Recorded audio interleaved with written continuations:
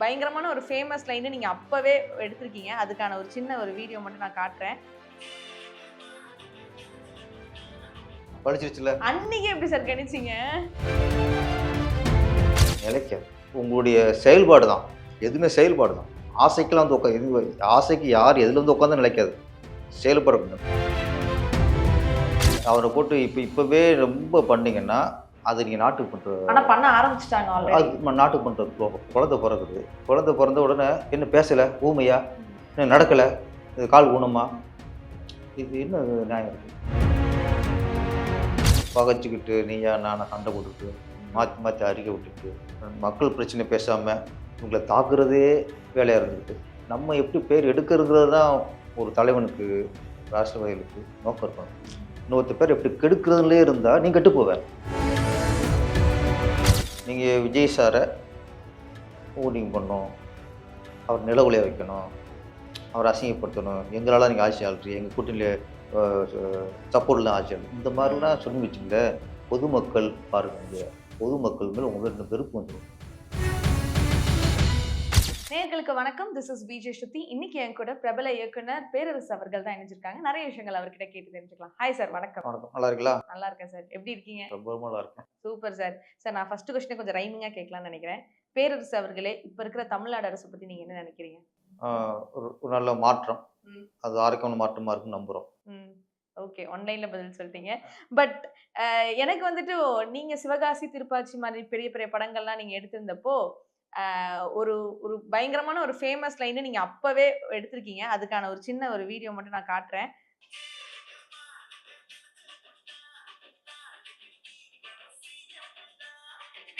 அவ்வளவுதான். படிச்சிருச்சுல. அன்னைக்கு எப்படி சார் கணிச்சீங்க? நம்மள ஆண்டவன் கடிச்சிருக்கான். ஆமா, ஆண்டவன் கடிச்சு நம்ம மூலமா எழுதி வச்சிருக்கான், அவ்வளவுதான். பட் இது இது எப்படி சார், இது எப்படி இந்த லைன் எப்படி உருவாச்சு? இந்த பாட்டு எப்படி உருவாச்சு? இல்ல, நம்ம இது வந்து நடிகர்களுக்கும் மக்களுக்கும் உள்ள அரசியல் ரீதியா உள்ள தொடர்பு. நம்ம அரசியல் ரீதியா வந்து எம்ஜிஆர் வந்திருக்காரு, ஜெயலலிதா மேடம் வந்திருக்காங்க. இவங்க வரும்போது எம்ஜிஆர் வந்து எந்த ஜாதி என்ன மொழின்னு யாரும் பார்க்கல. புரட்சி தலைவர். இந்த மாதிரி ஜெயலலிதா அம்மா இருக்கும்போதும் அவங்க வந்து அவங்க என்ன ஜாதி, என்ன மதம், என்ன மொழியில பார்க்கல. புரட்சி தலைவர். இந்த பொதுவாக பார்க்குற ஒரு பார்வை நம்ம நடிகர்களுக்கு தான் இருக்குங்கிறத ஸ்டாருங்க நாங்களும் ஓட்டு கேட்டால் யாருமே ஜாதி பார்ப்பதில்லை. அதே மாதிரி எம்ஜிஆராக இருக்கட்டும், ஜெயலலிதா அம்மாவாக இருக்கட்டும், அவரோட வெற்றிக்கு காரணம் அடித்தள மக்கள் தான். சொல்லுங்க, இல்லைங்கப்பா இல்லைங்க நினைச்சு புட்டா நாளைக்கு நீங்களும் சிஎம் தாங்கிறது ஒரு நடிகர்களாக வந்தது காரணமே அடித்தள மக்கள். விவசாயிகள், தினக்கூலிகள், மீனவர்கள், இவங்க இந்த விவசாயிகள், இவங்க அடித்தள மக்கள் தான் எம்ஜிஆருக்கு. இப்போ இன்னைக்கு பார்த்தா எம்ஜிஆருக்கு அதிமுக எம்ஜிஆர் தான். எம்ஜிஆருக்கு அதிகமாக செல்வாக்கு எங்கே வச்சுன்னா இந்த ஏழைங்க பாலைங்க தான். அதை நினச்சி தான் நம்ம சொன்னது. அது கடைசியாக அவங்க வரிசையில் இவரையும் இப்படி சிஎம் ஆக்கிடுச்சு. இல்ல, இப்ப நிறைய பேர் சொல்றாங்க அடுத்த எம்ஜிஆர் அவர்கள் இவங்க தான் அப்படிங்கிற மாதிரி நிறைய எதிர்பார்ப்பு இருக்கு மக்கள் கிட்ட. அண்ட் இந்த பாட்டு தான் இப்ப ரீசெண்டா ஜனநாயகன் ஆடியோ லான்ச்ல கூட பாடி இருந்தாங்க. சோ எப்படி இருக்கு, நீங்க அதெல்லாம் பாத்தீங்களா? நம்ம அந்த டைம்ல இதெல்லாம் கரெக்டா இது பண்ணிருக்கோம் அப்படிங்கறத யோசிச்சு பார்த்தப்போ யோசிச்சீங்களா சார்? அந்த டைம்ல ஒரு பிரசன்ட் யோசிக்கல. இந்த மாதிரி ஒரு சிச்சுவேஷன், இந்த மாதிரி ஒரு சிங்காகனு நம்ம யோசிக்கல. நம்ம சிச்சுவேஷன் எழுதினோம். நம்ம வந்து ஒரு சினிமாக்காரனா சினிமாவுக்கும் சினிமாக்காரங்களை வந்து மக்கள் இந்த சப்போர்ட் பண்ணுவாங்கிற ஒரு தான். அது எம்ஜிஆர் ஜெயலலிதா நினச்சி பண்ணது. அது கரெக்டாக இவருக்கும் சிங்க் ஆயிடுச்சு. நான் இவர் ஃபியூச்சர் சிஎம் ஆவார்னு நினைச்சுலாம் எழுதலை. ஆனால் பழிச்சிருச்சு, அவ்வளோதான். எக்ஸாக்ட்லி. சார், இப்போ ஒரு சினிமாக்காரரா ஒரு திரைப்படம் உலகத்துல இருந்து இருக்கிற நீங்க வந்துட்டு இப்போ ஒரு சினிமால இருக்கிறவரே இப்போ போய் சிஎம்மா இப்போ உட்கார்ந்து இருக்கிறது எந்த அளவுக்கு ஒரு பிளஸ் பாயிண்டா பாக்குறீங்க? ஆக்சுவலி என்னன்னா, நிறைய பேர் என்ன வர்றாங்க, சினிமாக்காரங்க, நடிகர், உங்களுக்கு என்ன தெரியும், டைரக்டர், நீங்கள் படம் பண்ண முடியாதுண்ணே, உங்களுக்கு என்ன தெரியும் அப்படிங்கிறாங்க. நான் என்னையை பொறுத்த வரைக்கும் இப்போ நடிகர் வச்சுங்க, வேறு தொழில், ஒரு டாக்டர், அவர் என்ன பண்ணுவார், டாக்டராக தான் இருப்பார். கரெக்டானே? காலம்புறம் அவர் என்ன டாக்டர் தான். வீட்டுக்கு போனால் வீட்டில் ஒரு அப்பா இருப்பார், ஒரு அம்மாவுக்கு பையனாக இருப்பார். தொழில் ரீதியாக ஹாஸ்பிட்டலுக்கு வந்தால் ஒரு டாக்டர் தான், ஒரு வக்கீல் காலம்புறம் அப்படி இருப்பார், கோர்ட்டு தான் வக்கீலாக இருப்பார். ப்ரொமோஷன் போது ஃப்யூச்சரில் நீதிபதி ஆகலாம், அப்பவும் கோர்ட்டு தான். இது மாதிரி ஒவ்வொரு தொழில் இருக்காங்களே, ஒரு ஆட்டோக்காரர்னா அவர் காலை எழுந்துச்சுன்னா டக்குன்னு காய்க்க போட்டு ஆட்டோக்காரர் தான். அப்போது ஆட்டோக்காராக இருக்கட்டும், வக்கீலாக இருக்கட்டும், டாக்டராக இருக்கட்டும், எந்த தொழில் பண்ணுறாங்களோ அவங்களா தான் இருப்பாங்க. நடிகன் அப்படி இல்லை. இன்னைக்கு வக்கீலாக நடிப்பான், ஓகே, நாளைக்கு டாக்டர் நடிப்பான், ஒரு நாளைக்கு சிஎம் நடிப்பாங்க, கலெக்டர் நடிப்பாங்க.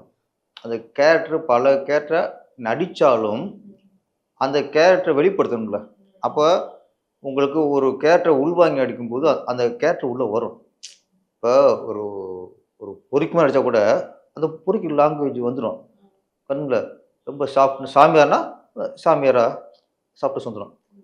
எல்லா வகையான கேரக்டர்களையும் பிரதிபலிக்கக்கூடியவர் நடிகர். இவங்க என்ன பண்ணுறாங்க, நடிக்கத்தான் தெரியும், நடிக்க தெரியுதுல்ல. அப்போ இது வந்து நான் சொல்கிறது வந்து நான் நடித்தா உண்மையாருமா அப்படிங்கிறது இல்லை. டாக்டர் கேரக்டர் பண்ணிட்டா அவர் ஆப்ஷன் பண்ண முடியுமா அப்படின்னு கேட்குறாங்க. ஆனால் எல்லா வகையும் அந்த சதிச்சுட்டு வராப்புல. டாக்டர் பற்றி தெரியுதுல்ல. நான் அவங்களுக்கு ஒரு சிஎம்சியில் உட்கார்றவங்க எல்லா விஷயம் தெரிஞ்சால் போதும். மக்களோட என்னை பொறுத்த வரைக்கும் நடிகர் வராங்களோ யார் வராங்களோ மூலம் மக்கள் பிரச்சனையை தெரியணும் உங்களுக்கு. அப்போ அது நடிகனுக்கும் தெரியலாம், ஒரு வக்கீலுக்கும் தெரியலாம், ஒரு டாக்டருக்கும் தெரியலாம். நடிகருக்காக தெரியாதுன்னு நினைக்காதீங்க. ஓகே, ஒரு மினிஸ்டர் இருக்காரு, அவருக்கு மக்கள் பிரச்சனைலாம் தெரியும்னு நினைக்காதீங்க. மக்கள் போய் சந்திக்காத, மக்கள் பிரச்சனையே தெரியாத எத்தனை மந்திரிகள் இந்த காலத்தை ஓடிட்டாங்க. ஊழல் கொள்ளையடிக்கிற மட்டும்தான் தெரியும் அவங்களுக்கு. எத்தனை பார்த்துருக்கோம். அப்போ நீங்கள் இன்னார்த்தம் தெரியும் இன்னார்த்தம் தெரியாதுங்க இலக்கணம் அங்கே இல்லை. மக்கள் மீது அக்கறை இருந்தால் ஒரு மீனவருக்கும் தெரியும், நாளைக்கு ஒரு ஆட்டோ ஓட்டுறவருக்கும் தெரியும், ஓகே, ஒரு சலவை தொழிலாளிக்கும் தெரியும். யாரும் மக்கள் அக்கறை இருக்கணும். அதில் நடிகருங்களுக்கு குறிப்பிட்டுலாம் யாரும் ஒதுக்கக்கூடாது. மக்கள் என்ன நடிகருங்கிறது ஒரு சின்ன ப்ளஸ் என்னன்னா அந்த ஃபேஸ் வேல்யூ. அதுதான் ஏன் நடிகர் பயப்படுறாங்கன்னா, இதுக்கப்புறம் ஒருத்தர் ஒரு வக்கீலாக இருக்கவரோ யாரோ வந்து டாக்டராக இருக்கவரோ இப்போ இருக்காரு டாக்டர் ராமதாஸ் ஐயா, இவர் இந்த இடத்துக்கு வந்து உட்கார்றதுக்கு நிறைய போராட்டங்கள், ஃபேஸை ரெஜிஸ்டர் பண்ணுறதுக்கே லேட் ஆகும். அப்போ நிறைய போராட்டம் பண்ணிடுவாங்க. ஒரே ப்ளஸ் இவங்களுக்கு ரிஸ்க் பண்ண தேவையில்லை, ஆல்ரெடி தெரியும். அப்போ அது ஒன்று தான் உங்களுக்கு யூஸ் ஆகும். ஆனால் அது மட்டும் நிலைக்காது. ஒரு நடிகனாக வந்து அறிமுகருக்கும் ஃபேஸ் வேல்யூக்கும் அது இருக்குமே தவிர நிலைக்காது. அதை நீங்கள் சரியாக அது வந்து உங்களுடைய செயல்பாடு தான், எதுவுமே செயல்பாடு தான். ஆசைக்கெல்லாம் வந்து இது ஆசைக்கு யார் எதில் வந்து உட்காந்து நிலைக்காது, செயல்பட. ஒரு ஆசைக்கு ஒருத்தர் டைரக்டர் ஆகிட்டேன்னா பேர் வந்துருமா? ஆசைக்கு ஒருத்தர் நடிகர் ஆகிட்டான், அந்த ஹீரோன் ஆசைக்கு நடிகராகிறான் முடியுமா? அதுக்குள்ள ஒரு லட்சியம் இருக்கணும், அதுக்குள்ள ஒரு வேகம் இருக்கணும். நம்ம சிறந்த நடிகர்னு பேர் வாங்கணும், நம்ம உச்சத்துக்கு வரணும், மக்கள் செல்வாக்குள்ள நடிகர், அந்த அந்த மோட்டிவேஷனோட வந்தால் தான் அவன் வெற்றி அடைவான். இயக்குனர் அப்படித்தான், நல்ல சிறந்த டைரக்டர் பேர் இருக்கணும், அப்போ டைரக்டர் ஹிட்டு கொடுக்கணும், நம்ம பேரை சொன்னால் மக்களுக்கு தெரியணும் அப்படிங்கிற அது அந்த உந்துதலோடு பண்ணால் தான் அவன் பெரிய டைரக்டர் ஆவான். அரசியல்வாதி அப்படித்தான், அவன் நடிகராக இருக்கட்டும், யாராக இருக்கட்டும், ஒரு அரசோட வாரிசாக இருக்கட்டும், எப்படி நீங்கள் செயல்பாடு தான் மக்கள் பார்ப்பாங்க. கரெக்டாக செயல்பட்டோம்னா நாளைக்கு நிறுத்திடுவாங்க. அதனால் இதில் வந்து நடிகருங்கிற தொழில், இங்கே வந்து எத்தனையோ தொழில் உள்ளவங்க அரசியலுக்கு வராங்கல்ல. ரியல் எஸ்டேட் பண்ணவனும் வரான், ஓகே, ஒரு வக்கீலாக படித்தவங்க எத்தனை பேர் அரசியல் இருக்காங்க, டாக்டர் படித்தவங்க எத்தனை பேர் அரசியலுக்கு வந்து எல்லாத்துக்கும் உதாரணம் இருக்குல்ல. அப்போ அதெல்லாம் தொழில். அப்போ நம்ம ஒரு தொழிலை குறிப்பிட்டு இந்த தொழில் பண்ண எதுக்கு அரசியல் வரணும்னு சொல்லக்கூடாது, கேள்விப்படுத்தக்கூடாது. நம்ம நடிப்பு என்பது தொழில். ஒரு சலவை தொழிலாளி மாதிரி, ஆட்டோ ஓட்டுறது மாதிரி, ஒரு முடி சிகை அலங்காரம் பண்ணுற மாதிரி, இதெல்லாம் இது ஒரு தொழில் தாங்க. இதை வச்சு நீங்கள் டச் கூடாது. நீங்கள் அப்போ நீங்கள் ஒரு தொழிலை அசிங்கப்படுத்துனீங்கன்னா அது முதப்படி தப்பு. நீங்கள் தொழில் ரீதியாக ஒருத்தருக்கு நீங்கள் ஒரு கமல்ஹாசன் இவர் என்ன பண்ணார், என்ன போராடினார், அரசியலுக்கு முன்னாடி ஒரு மக்கள் போராட்டம் எதில் கலந்துக்கிட்டாரு, மக்களுக்கு எதை பேசினார் கேளுங்க. சரத்குமார் நடிகர் வந்திருக்காரு, இவர் என்ன பண்ணார், இந்த கேள்விகள். விஜய் என்ன பண்ணார், இந்த மாதிரி கேள்வி கேளுங்க. நீங்க நடிகனுங்கிறத குறைச்சக்கூடாது. நடிகனா இருந்து நீ அரசுக்கு வர்றிய, இதுக்கு முன்னாடி என்ன பண்ணியிருக்குன்னு ஒரு கேள்வி கேட்கறது நியாயம். நடிகனுக்கு ஒன்றும் தெரியாது, நடிகெல்லாம் கூத்தாடி பல்கன்னு சொல்றது அது வன்மத்தின் உச்சம். எக்ஸாக்ட்லி. டிஃபரெண்ட் இருக்குல்ல. நிச்சயமா, நிச்சயமா. சோ இப்போ நீங்க சொன்ன மாரி இப்போ நடிகர் இப்போ நடிகர் தானே இவர் எப்படி சிஎம் ஆள போறாரு அப்படிங்கிற நெறைய எதிர்க்கட்சிலாம் வந்துட்டு ஆர்வமா பார்த்துட்டு இருக்காங்க. அண்ட் எல்லாருமே இப்ப எதிர்பார்த்துட்டு இருக்க ஒரு டைம்ல இவருமே வந்துட்டு நெறைய விஷயங்கள் இப்ப பண்ணிட்டு இருக்காரு. இப்ப எதிர்க்கட்சி வீட்டுக்கு போய் அவங்கள போய் மரியாதை செலுத்துறதா இருக்கட்டும். இவருடைய ஆக்டிவிட்டீஸ் நெறையவே வரவேற்கத்தக்கதா இருக்கு. சோ அத நீங்க எப்படி பார்க்குறீங்க? எப்பவுமே அவர் வந்துட்டு எனிமீஸ்னாலுமே கொஞ்சம் அப்படியே க்ளோஸா தான் இல்ல வச்சுப்பாரா? இது வந்து ஒரு மரியாதை நிமித்தங்கிறது ஒரு இது ஆரோக்கியமான அரசியல் தான். நிச்சயமா. ஏன்னா பகைச்சுக்கிட்டு நீயா நானா சண்டை போட்டுக்கிட்டு மாற்றி மாற்றி அறிக்கை விட்டுக்கிட்டு ஆஹ், மக்கள் பிரச்சனை பேசாம இவங்களை தாக்குறதே வேலையா இருந்துக்கிட்டு மக்கள் பிரச்சனை எதுவும் பேசுறது இல்ல. இவங்க எப்படி தாக்குறது, இவங்க பேர் எப்படி கெடுக்கிறது, நம்ம எப்படி பேர் எடுக்கிறதுல தான் ஒரு தலைவனுக்கு ஒரு அரசியல்வாதிகளுக்கு நோக்கம் இருக்கணும். இன்னொருத்த பேர் எப்படி கெடுக்கிறதுலே இருந்தா நீ கெட்டு போவ. இது வரைக்கும் அரசியல் எப்படி இருக்கு, அடுத்து ஒன்று பழி சொல்லணும், இப்படி பழியை போடணும், இவனை பேரை கெடுக்கணும், நம்ம என்ன பண்றோம். அப்போ இது ஆரோக்கியமான அரசியலா இருக்கு. ஜெயிச்ச உடனே இதா பேசுறது இல்லாம நேரா யாரை எதிர்த்தாங்களோ யாரை எதிர்ன்னு சொன்னோமோ அவங்க வீட்டில் போயிட்டு ஒரு சுமூக நட்பு வச்சுக்கிறது. ஆனால் அரசியல் ரீதியாக நீ என்ன செயல்படணும். ஆனால் இது வந்து உண்மையிலே எம்ஜிஆர் கலைஞர் காலத்துல இந்த இந்த இது இருந்துச்சு, இரு துருவங்கள் எதுவும். ஆக்சுவலி அண்ணாக்கு அப்புறம் இவர்தான் பண்ணாரு அப்படிங்கிற ஆமா மாதிரி ஆமா சொல்றாங்க. ஆமா, அண்ணா வந்து டிஃப்ரெண்ட் இருக்கு. நான் சொல்றேன், அண்ணாவுக்கு வந்து ஏன் போய் காமராஜரை பார்த்தாருன்னா, காமராஜர் தோத்து போனதுல ரொம்ப வருத்தப்பட்டவர் அண்ணா. அவர் காமராஜர் தோப்ப நினைக்கவே இல்லை. ஏன்னா காமராஜர் வந்து நல்ல தலைவர், மக்களுக்கான தலைவர், நிறைய நல்லது பண்ணவர். அவர் லஞ்ச ஊழல் இந்த மாதிரி கொள்ளையடிச்சுலாம் சொத்து சேர்க்கல. மக்களுக்காக வாழ்ந்த ஒரே தலைவர் காமராஜர். அப்படிப்பட்ட தலைவர் தோத்துட்டாரே அப்படிங்கிற ஒரு ஒரு ஒரு மனக்குறை இருக்கும்ல, அந்த மன உளைச்சல் இருக்கும்ல, அந்த ஃபீல், என்னடா காமராஜர் தோத்துட்டாரு. அந்த அடிப்படையில் காமராஜர் மேல ஒரு மரியாதையில் போய் தான் அண்ணா சார் பார்த்தார தவிர அதுக்கு இதுக்கு வித்தியாசம் இருக்கு.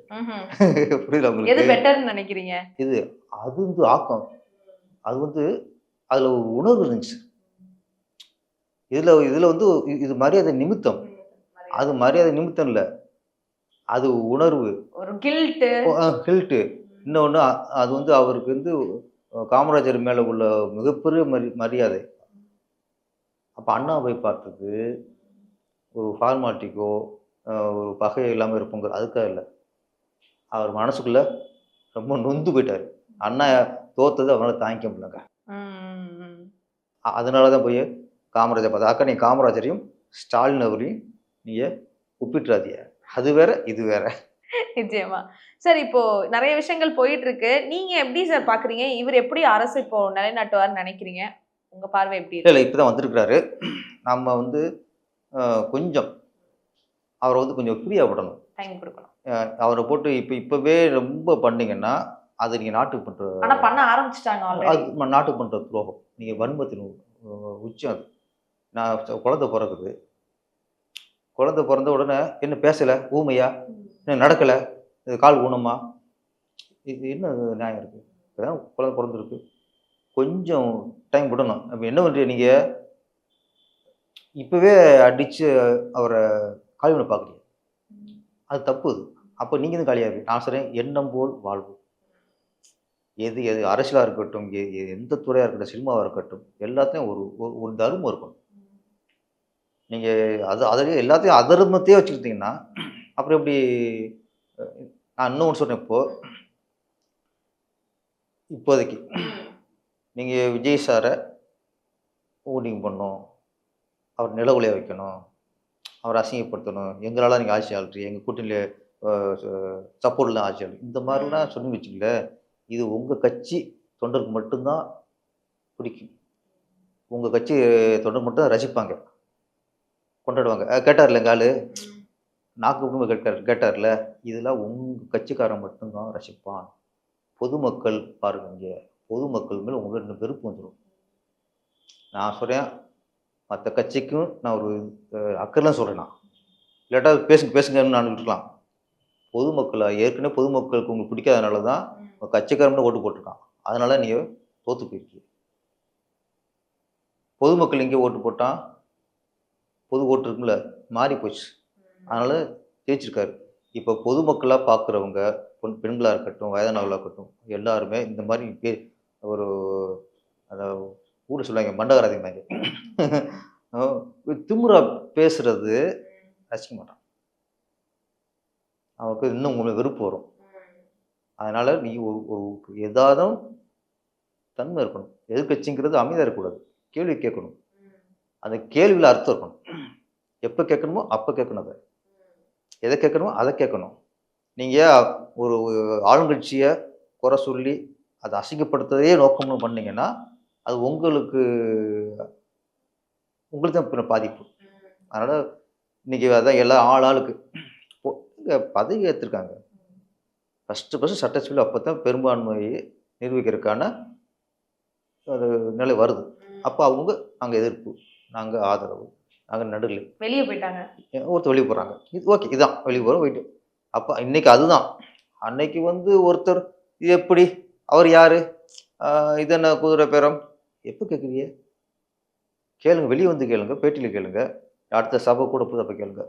ஒரு பதவியை எடுத்து அப்போ தான் உட்காந்துருக்க சீட்டில் அது என்ன மக்களுக்கு பிடிக்காது. இப்போ தான் உட்காந்துருக்காரு, இந்த அம்மா இப்படி கேட்குது, அவர் அப்படி கேட்குறாரு, இப்படி கேட்குறாரு. அப்போ ஒன்று என்னத்தை பண்ணுற என்ன பண்ணா, நீங்கள் சட்டத்தை போட்டுட்டு எத்தனை வருஷம் கழிச்சு நீங்கள் நிறைவேற்றினீங்க, அமலுக்கு கொண்டு வந்தீங்க. உங்களுக்கு ஃபஸ்ட்டு கண்ணாடி பண்ணி நீங்கள் கேளுங்க. நம்ம மகளிருக்கு 1000 ரூபா சொன்னோமே, எத்தனை வருஷம் கழிச்சு கொடுத்தோம்? தகுதி எடுப்பில் பிரித்தோமே, அதை நம்ம அறிக்கையில் சொல்லியிருந்தோமா? தகுதி எடுப்புன்னு எப்போ வாயிலிருந்து வார்த்தை வந்துச்சு? வந்ததுக்கப்புறமா எத்தனை வருஷம் கொடுத்திய? நம்ம ஒன்றும் சொல்லவிட்டோமா? ஆனால் இவங்க வந்த உடனே அந்த இதை பண்ணணுமா? இதெல்லாம் பொதுமக்களுக்கு பிடிக்காதுங்கிறது தான் என்னுடைய கருத்து.